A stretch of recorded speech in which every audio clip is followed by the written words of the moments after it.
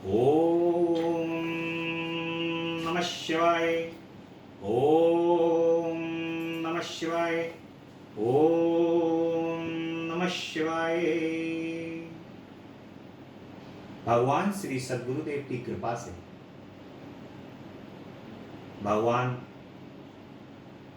भोलेनाथ की असीम अनुकंपा से आज कथा का 13वां दिन। भगवान की कथा के 12वें दिन हमने भगवान गणेश का और कार्तिकेय जी का जन्म, भगवान गणेश का विवाह और भगवान गणेश की सुंदर कथा को सुना। कल की कथा में तारकासुर का वध होता है। तारकासुर के 3 पुत्र उत्पन्न होते हैं। वो 3 पुत्र मन ही मन तारकासुर का युद्ध के अंदर मृत्यु का बदला लेने की सोचते हैं। अरिहन यानी कि नास्तिक का जन्म होता है। भगवान विष्णु अरिहन का जन्म करते हैं। नास्तिक पुरुष का उत्पत्ति होती है और ये हमने कल की कथा में स्मरण किया था, विचार किया था। भगवान की कृपा से आज कथा का 13वां दिन है। सभी भक्त इस कथा को बहुत ही प्रेम पूर्वक और श्रद्धा पूर्वक सुन रहे हैं। भगवान की कृपा सब पर बरस रही है। शब्दों के माध्यम से जो लोग भी इस कथा को सुन रहे हैं और भगवान के प्रेम का रस कर्ण के माध्यम से जब हृदय के अंदर प्रवेश करता है, तब हृदय की प्रफुल्लता का और आनंद का कोई ठिकाना नहीं। यही इस कथा के माध्यम से हो रहा है। भगवान की कथा कर्ण के माध्यम से जब हृदय में प्रवेश करती है, तो हृदय में आनंद और प्रफुल्लता का कोई ठिकाना नहीं रहता। ये प्रफुल्लता और आनंद सभी भक्तों को प्राप्त हो, सभी भगवान के प्रेमियों को प्राप्त हो, इसके लिए आप इस कथा को लगातार भगवान के प्रेमियों तक शेयर करते रहें और इस कथा को लाइक करके, हर हर महादेव लिख करके और इस चैनल को सब्सक्राइब करें, ताकि ये भक्ति रस, शिवम मिश्रा # भक्ति रस के नाम से जो ये भगवान के प्रेम को प्रसारित करने के लिए जो चैनल बना है, इस चैनल के माध्यम से आपको समय समय पर भगवान के अनेकों तीर्थ स्थानों के दर्शन, भगवान की कथा के दर्शन, भगवान के पूजन के दर्शन होते रहें। आप आज की कथा में त्रिपुर वध की प्रार्थना और शिव रथ की रचना के विषय में जाना जाए। त्रिपुरासुर में भगवान शिव जी की पूजा छोड़ दी और सारा धर्म नष्ट हो गया। जब नास्तिक की उत्पत्ति हुई, तो नास्तिक की उत्पत्ति होने के बाद त्रिपुरासुर की बुद्धि भी भ्रष्ट हो जाती है और वो भगवान शिव के पूजन को छोड़ देता है। धर्म नष्ट हो जाता है। देखिए, जब कुसंग का ज्वर भयानक होता है, कुसंग जो होती है, कहते नहीं है कि हमेशा सगुण का और सत्संग का साथ करना चाहिए, कभी भी कुसंग का साथ नहीं करना चाहिए। क्योंकि काजर की कोठरी में कितनो ही सयानो जाए, एक लीक लागेगी, एक लीक लागेगी। चाहे कितना भी धर्मी और गुणी व्यक्ति कुसंगति के व्यक्ति के साथ यदि रहता है, तो उसका गुण कुछ ना कुछ उसके अंदर प्रवेश अवश्य करेगा। इसलिए सदैव सत्संग का, सत्संगी का, सद्गुणियों का साथ करना चाहिए। सद्गुण और सत्संग का साथ करने से सदैव भगवान का साथ प्राप्त होता है, और कुसंग का साथ करने से व्यक्ति में सदैव दोष ही आते हैं। यही उस नास्तिक के प्रादुर्भाव से तारकासुर के साथ भी होता है। वो भगवान के पूजन को छोड़ करके और सभी प्रकार के उसके अंदर दुर्गुण उत्पन्न हो जाते हैं, और वो दुराचारी बन जाता है। श्री हरि ने कैलाश पर जाकर भगवान शिव जी की वंदना की। देवता भी उनकी प्रार्थना को करने लगे। सबकी प्रार्थना पर भगवान शिव नंदी पर सवार होकर प्रकट हो जाते हैं और देवताओं से बोलते हैं, मुझे दैत्यों के अधर्मों का पता चल गया है, इसलिए अब मैं उसका वध अवश्य करूंगा, और बाकी सारे दैत्यों का वध भगवान श्री हरि करेंगे। भगवान विष्णु बाकी दैत्यों का वध करेंगे, ऐसा भगवान शिव कह रहे हैं, और उनको बोलते हैं कि सभी प्रकार के पापों को आप यदि उनको सभी को नष्ट करेंगे तो भगवान विष्णु से भगवान शिव कहते हैं तो आपको किसी भी प्रकार का पाप नहीं लगेगा, ऐसा भगवान शिव कहते हैं भगवान विष्णु से। श्री हरि युवराज हैं, इंद्र आज्ञा पालक सेवक हैं, तथा सभी देवता आपके अधीन हैं। आप तो समस्त विश्व के सम्राट हैं। इस प्रकार से भगवान शिव से कहते हैं। इतना सुनकर भगवान शिव कहते हैं कि हे देवताओं, आपने मुझे सम्राट कहा है, परंतु मेरे पास ना तो रथ है, ना अश्व है, और ना ही धनुष बाण है, फिर मैं युद्ध कैसे करूंगा। भगवान शिव को युद्ध के लिए तैयार देखकर समस्त देवता प्रसन्न हो गए। बोले कि यदि आप युद्ध के लिए तैयार हों तो हम सभी आपके लिए सब चीजों का प्रबंध कर देंगे, जिसकी जरूरत होती है। वो व्यक्ति, सामने वाला व्यक्ति यदि समर्थ है उस कार्य को करने के लिए, तो वो शीघ्र ही कहता है कि नहीं नहीं, ये तो सब काम हम करके दे देंगे, आपको तो केवल वहां पर जाना है। केवल जैसे अगर कोई भी कार्य किसी का कहीं पर भी पड़ता है तो उन्होंने कहा भाई आपको ट्रेन में आना जाना नहीं, हम आपको गाड़ी से लेके जाएंगे और गाड़ी से लेके आएंगे, हम प्रबंध हम करेंगे, आप चिंता ना करें, आप हमारे साथ चले, बस केवल हमारा काम करा लाइए वहां से जाकर के। ऐसा ही देवता जो है वो अपने कार्य के चक्कर में भगवान शिव से कहते हैं कि प्रभु सारी व्यवस्था हम करेंगे, आप इस बात की चिंता ना करिए, बस हमारे कार्यों को बनाइए। तब भगवान शिव जी ने देवताओं से कहा कि दिव्य रथ, सारथी और दिव्य धनुष बाण का प्रबंध करो। प्रसन्न होकर सब देवता विश्वकर्मा जी के पास गए और विश्वकर्मा जी ने श्री हरि की आज्ञा से शिव जी के लिए एक सुंदर दिव्य रथ का निर्माण किया। ये रथ सर्वभूत युक्त सुवर्ण का था। रथ के दाहिने पहिए में सूर्य तथा बाएं पहिए में चंद्रमा का समावेश था। 12 तारे दाहिने पहिए में लगे और 16 कलाएं बाएं पहिए में जुड़े हुई थे। उनसे 12 आदित्य और चंद्रमा की 22 कलाएं उनसे बाएं ओर लगी हुई थी। रथ के तैयार हो जाने पर ब्रह्मा जी ने वेद रूपी घोड़े लगाए। शिव जी उस रथ में सवार होकर त्रिपुर के सन्मुख पहुंचे। भगवान शिव जी देवताओं से बोले, तुम चिंता मत करो। सभी देवता हाथी, घोड़े, रथ, सिंह, वृषभ आदि पर बैठकर भगवान शिव जी के रथ के पीछे चले। आकाश से सिद्ध चारण उन पर फूलों की वर्षा करने लगे और शिव जी के गण तीनों पुरी में प्रवेश कर गए। अब जो है तारक का वध करते हैं, तारकाक्ष का वध करते हैं भगवान। जब भगवान शंकर विश्वकर्मा द्वारा बनाए गए रथ पे आरूढ़ हुए हैं तो बाण ही नहीं चला। तब भगवान शंकर ने धनुष पर पाशुपात बाण चढ़ाकर त्रिपुर संहार की इच्छा व्यक्त की। राक्षसों ने अनादर पूर्वक शिव जी की ओर देखा तो सभी देवताओं ने इन राक्षसों को मारने के लिए शिव जी भगवान से निवेदन किया। सभी हजारों सूर्य के समान बाणों से त्रिपुर वासियों को दग्ध कर दिया गया। भगवान हजारों की संख्या में राक्षस भस्म होने लगे।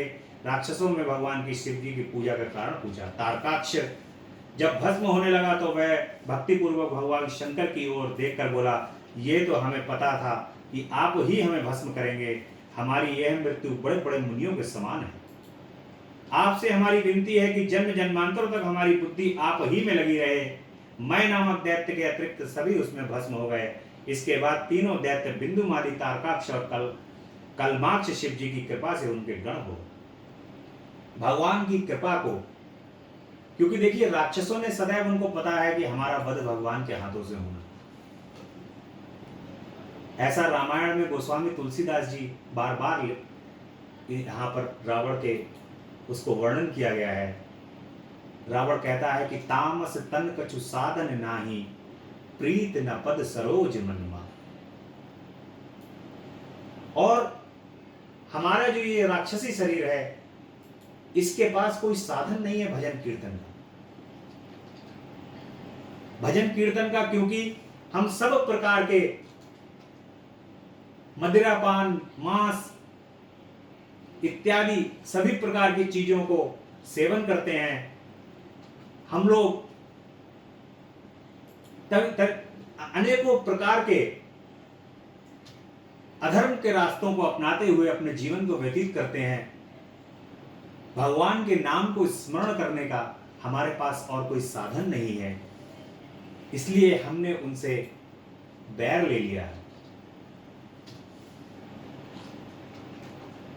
और उनसे बैर लेने के बाद भगवान का हमसे युद्ध होगा, और युद्ध में जब हम मारे जाएंगे तो हमारा मोक्ष होगा। ऐसा ही होता है तारकाक्ष, काक्षु और कलमाक्ष के साथ, जो कि भगवान शिव के गण हो गए हैं। और शिव जी को खुश देखकर उनकी कृपा से बचा हुआ मैं नामक दानव भी वहां आया और उन्हें प्रणाम किया, हाथ जोड़कर बोला कि हे कृपा निधि, मैं आपकी शरण में आया हूं, मेरी रक्षा कीजिए। इस पर प्रसन्न हो जाते हैं भगवान, और मैं तुम पर प्रसन्न हूं ऐसा कह करके कहते हैं कि मांगो, तुम क्या मांगते हो। शिव जी ने तथास्तु कहकर वो दृढ़ भक्ति प्रदान की, और वो जो है मैं नाम का जो राक्षस है वो भगवान की भक्ति को मांग लेता है।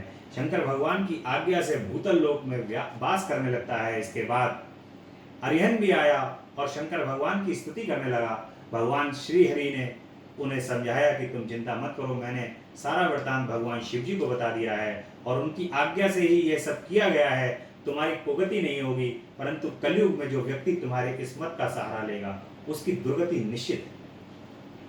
अरिहंत का मतलब है नास्तिक।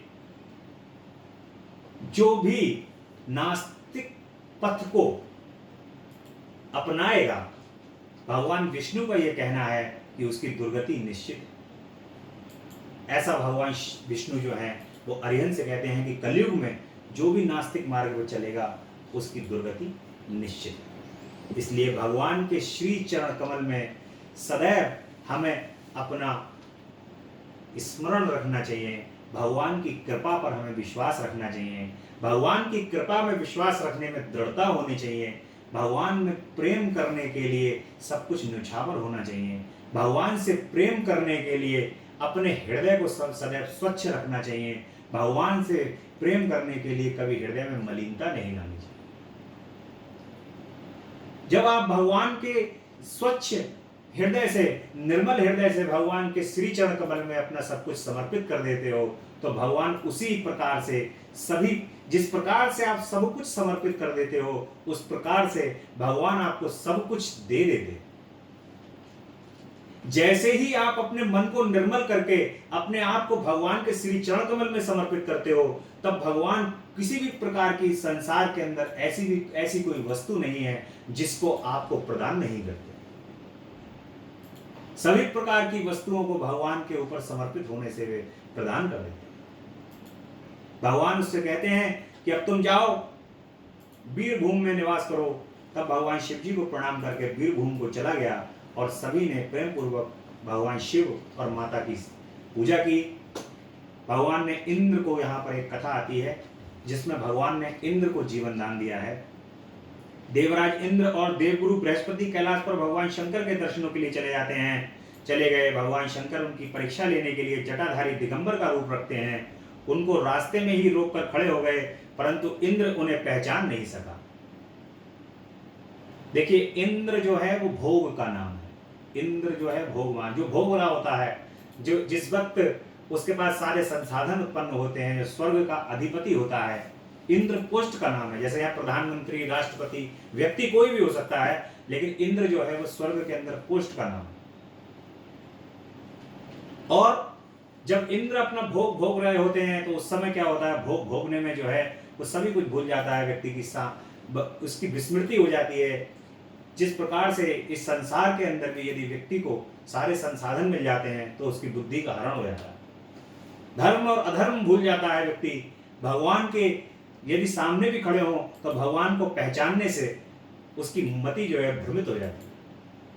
कि ऐसा ही इंद्र के साथ भी होता है। जब भगवान वहां पर दिगंबर बने हुए खड़े हुए हैं और इंद्र जो है वो उनको पहचान कर पहचानते हुए पूछते हुए कहता है कि भगवान शंकर अपने स्थान पर हैं या कहीं गए हुए हैं। इस पर भगवान शंकर तपस्वी रूपी जो भगवान शिव बने हुए हैं वो कहते हैं, उनको जवाब नहीं देते। इंद्र ने अपने ऐश्वर्य और गर्व में भरकर उन्हें छिड़क दिया। फिर कहा कि अरे मैं पूछता हूं, तुम उत्तर क्यों नहीं दे रहे हो? मैं तुम्हें उसी समय वज्र से मार दूंगा, फिर देखूंगा कि तुम्हारी रक्षा कौन करता है। इतना कहकर जैसे ही इंद्र ने उन्हें मारने के लिए हाथ में वज्र लिया, वैसे ही शिवजी ने उनके वज्र वाला हाथ स्तंभित कर दिया। इंद्र ने जब उन्हें देखा तो ऐसा प्रतीत होने लगा कि ये दिगंबर ऋषि अपने तेज से जला देगा। भुजा के स्तंभित होने से इंद्र के दुख का पारावार न रहा, परंतु गुरु बृहस्पति भगवान शिव को पहचान लेते हैं, ये तो भगवान शंकर है। ये प्रणाम करके स्तुति करने लगे। फिर उन्होंने इंद्र को भी उनके चरणों में झुकाया। पुनः गुरु बृहस्पति ने प्रार्थना की कि दीनानाथ, हे महादेव, आप अपना क्रोध शांत कीजिए और इंद्र के अपराध को क्षमा कीजिए प्रभु। भगवान शिव गंभीर वाणी से बोले कि मैं अपने क्रोध को कहीं स्थापित करूं तो उसको क्रोध को स्थापित करके भगवान जो है वो क्षीर सागर में बहा दें। जब भगवान को क्रोध आया है तो क्रोध आने पर भगवान ने उसको क्षीर सागर के अंदर कर दिया। इसके अंदर क्षीर सागर के अंदर जब भगवान ने अपने क्रोध को बहा दिया तो उस क्रोध के बहने से जालंधर की उत्पत्ति हुई। यहां पर जालंधर भगवान शिव के क्रोध से उत्पन्न हुआ, यानी कि भगवान शिव के ही अंश है। जब भगवान शंकर ने क्रोध को क्षीर सागर में बहा तो उस क्रोध से वहां एक बालक उत्पन्न हुआ। वह गंगा सागर में संगम पर बैठकर जोर जोर से रोने लगा। उस बालक के रोने को सुनकर समस्त देवता ब्रह्मा जी के पास जाकर बोले कि हे पितामह, बड़ा भयंकर समय आ गया है, आप उसका शीघ्र विनाश करने की कृपा करें। देवताओं की बात सुनकर ब्रह्मा जी समुद्र तट पर जाते हैं। ब्रह्मा जी को प्रणाम किया उस बालक ने और उसको गोद में उठा लिया। इस पर ब्रह्मा जी ने समुद्र से पूछा कि ये बालक किसका है। ब्रह्मा जी को समुद्र ने बताया कि मुझे ये तो ज्ञात नहीं है कि ये बालक किसका है, परंतु ये सागर संगम से उत्पन्न हुआ है, आप इसके जातक कर्म संस्कार कीजिए। इधर ये बालक ब्रह्मा जी के गले में, अब ब्रह्मा जी के गले में इसने बालक ने जो था, इतना ये बालक भगवान शिव के चूंकि क्रोध से उत्पन्न हुआ था, तो जिस प्रकार से उत्पत्ति होती है उसी प्रकार से ये सारी उसकी प्रवृत्ति भी होती है। कहते हैं पूत के पांव जो है वो पालने में दिखाई दे जाते हैं, तो किस प्रकार का वो निकलेगा। उसने क्या करा कि ब्रह्मा जी की गर्दन पे हाथ रख दिया बालक ने, छोटे से बालक ने, और जब भगवान ब्रह्मा जी के गर्दन पे हाथ रख करके उसने गर्दन को दबा दिया तो उनके आंसू निकला भगवान के। जब आंसू निकल आते हैं फिर वो कहते हैं कि जब आंसू टपक जाते हैं तो फिर ब्रह्मा जी खुद कहते हैं कि इसका नाम जलंधर होगा, कि जब मेरे आंसू निकल आए इसके उससे तो इसका नाम जलंधर होगा, तो इसका नाम जलंधर रख देते हैं। और कार्तिकेय के समान वीर गंभीर और सर्व विजयी होगा, यह बालक राक्षसों का स्वामी बने। जब ये जलंधर इतना पराक्रमी और वीर होता है, इसका देवताओं से युद्ध हुआ और भृगु जी ने बताया कि समुद्र मंथन करके देवताओं और इसको बताते हैं। भृगु ऋषि के पास ये होता है और उस समय भृगु ऋषि इसको बताते हैं कि देव और देवताओं का और दानवों जब समुद्र का मंथन होता है, उस समुद्र के मंथन में सभी प्रकार के रत्न वगैरह और अमृत निकलते हैं। उस रत्न और अमृत को देवता लोग ले लेते हैं और अमृत जो है वो भगवान विष्णु छल करके केवल देवताओं को ही दे देते हैं।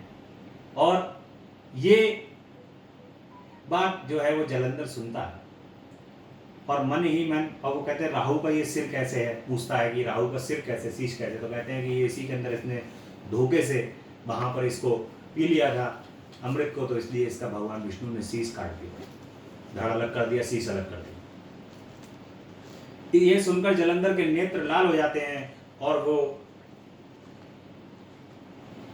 बुलाकर इंद्र की सभा में संदेश भेजाता है कि चतुर्दूत ने इंद्र की सभा में उपस्थित होकर जलंधर के शब्दों में ही बोला कि हे अधम इंद्र, तूने समुद्र को क्यों मथा और मेरे पिता के सब रत्न क्यों ले लिए।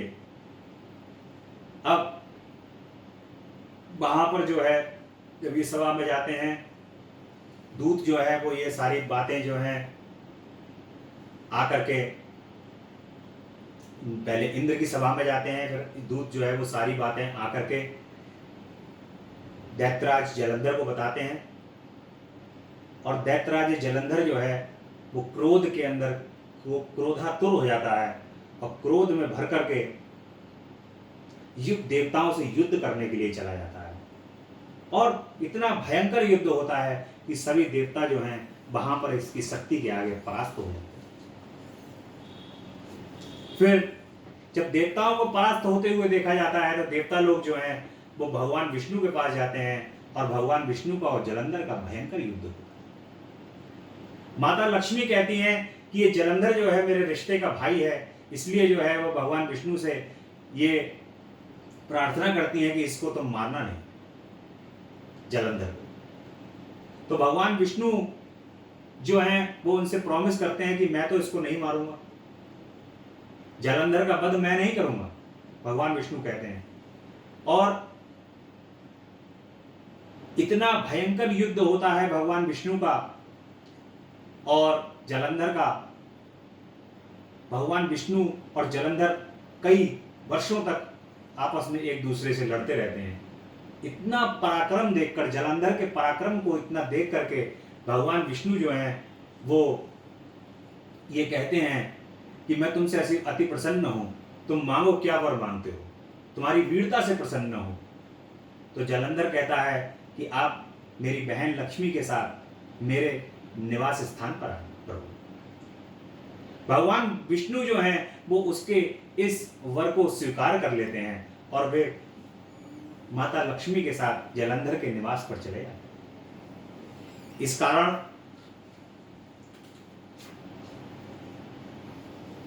नारद जब भगवान विष्णु चले जाते हैं, युद्ध सब यहां पर जलंधर का और भगवान विष्णु का युद्ध समाप्त हो जाता है और दोनों ही जो हैं, जो ये जलंधर है ये तीनों लोगों पर शासन करने लगता है और नारद जी का कपट जाल उसके बाद फिर प्रारंभ होता है जलंधर को मरवाने के लिए। कि जलंधर इस प्रकार से तीनों लोगों के अंदर सभी देवताओं को और भगवान विष्णु भी चूंकि अपने वरदान के अंदर बंद करके उसके निवास स्थान में चले गए हैं, इस बात को देख करके नारद जी के मन में ये होता है कि जलंधर को किस प्रकार मरवा, और वे जलंधर को मरवाने के लिए कपट जाल फैला देते हैं और फिर जलंधर के पास आते हैं कि धर्मपूर्वक शासन करने से देवता खिन्न रहने लगे हैं। वे सब मन ही मन भगवान शिव का स्मरण करने लगे।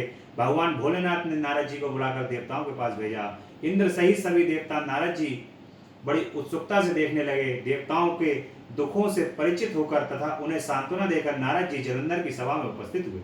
जलंधर ने नारद जी के चरणों की पूजा की और हंसकर बोला, आप कहां से पधार रहे हैं और आने का प्रयोजन बताने का कष्ट करें महाराज।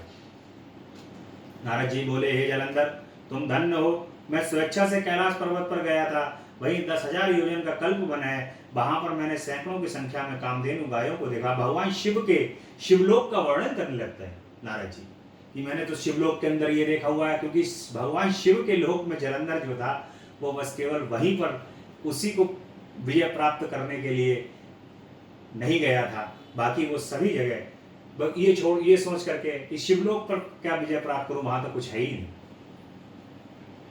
लेकिन नारद जी वहां का वर्णन करने लगे और माता पार्वती की सुंदरता का वर्णन करने लगे। जिस प्रकार से तुम वहां पर भगवान शिव की पत्नी है माता पार्वती, वो बहुत ही सुंदर है, तुम उनको अपनी पत्नी बनाओ। इस प्रकार से नारद जी जो हैं वो जलंधर को समझाने लगते हैं। जलंधर की बुद्धि भ्रष्ट हो जाती है, मति भ्रम हो जाता है और वो इस प्रकार से सोचने लगता है कि मैं भगवान शिव से युद्ध करूं। कैलाश पर्वत पर हमला करूं और वहां पर भगवान शिव से युद्ध करूं और भगवान शिव से इस प्रकार से युद्ध होने लगता है। भगवान शिव गणों का असुरों से पहले युद्ध होता है, भयंकर युद्ध होता है भगवान शिव का और असुरों का। उसके अंदर जलंधर जो है वो भारी पड़ता है, काफ़ी भयंकर युद्ध होता है। उस युद्ध के अंदर जलंधर सबको परास्त करने लगता है, लेकिन भगवान शिव का जब अंत में जब गण हारने लगते हैं जलंधर से, तो भगवान शिव का और जलंधर का युद्ध होता है। भगवान शिव और जलंधर रौद्र रूप, भगवान शिव जो है रौद्र रूप धारण कर भगवान शंकर नंदी पर सवार होकर युद्ध भूमि में पहुंचते हैं। उनके रौद्र रूप को देखकर असुर सैनिक भागने लगते हैं। इस पर जलंधर हजारों बाणों की वर्षा करता हुआ भगवान शिव जी की ओर बढ़ा। उसके वीर सैनिक भी शिव जी की ओर दौड़ पड़े। भगवान शिव जी ने जलंधर के बाणों को जाल को काट दिया। खड़ग रोमा दैत्य को देखकर भगवान भोलेनाथ ने अपने फरसे से उसका सिर काट दिया। कीमी को नंदी ने मार गिराया और बलाहा को शिव जी ने मार गिराया। जलंधर ने अपने सुबहांदी असुरों को उत्साहित किया। जलंधर ने 70 बाणों को चलाकर शिव जी को बांधना चाहा, परंतु शिव जी ने उसके सभी बाणों को काट डाला।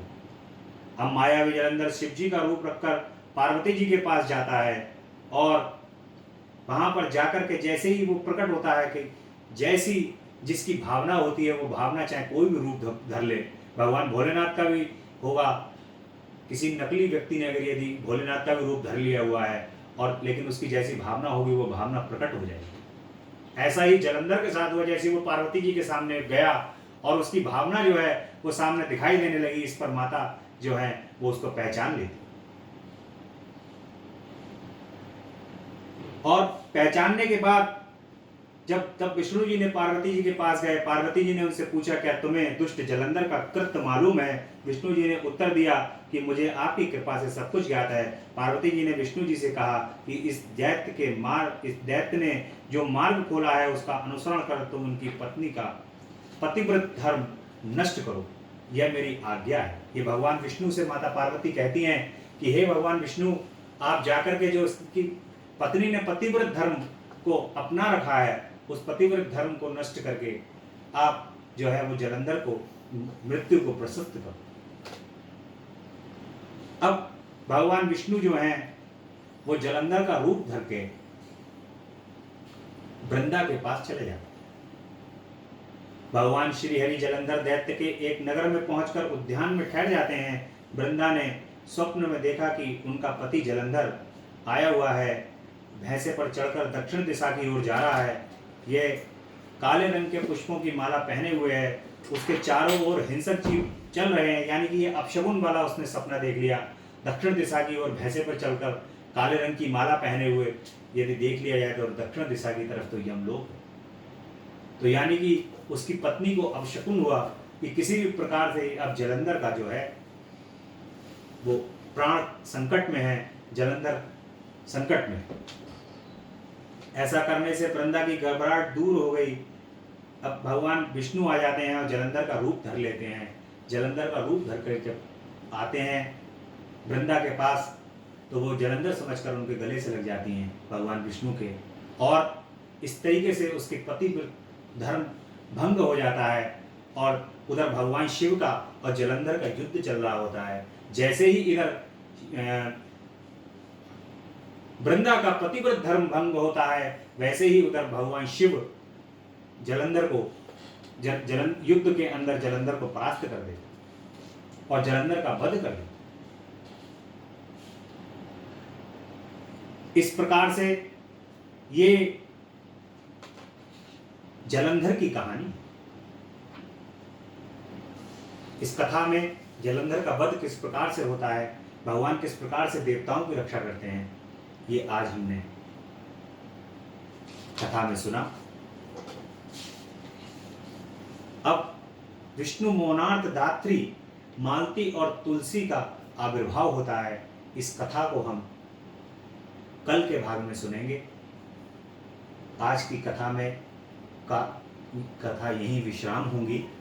कल की कथा में हम विष्णु मोहनार्थ धात्री मालती और तुलसी का आविर्भाव की कथा को सुनेंगे।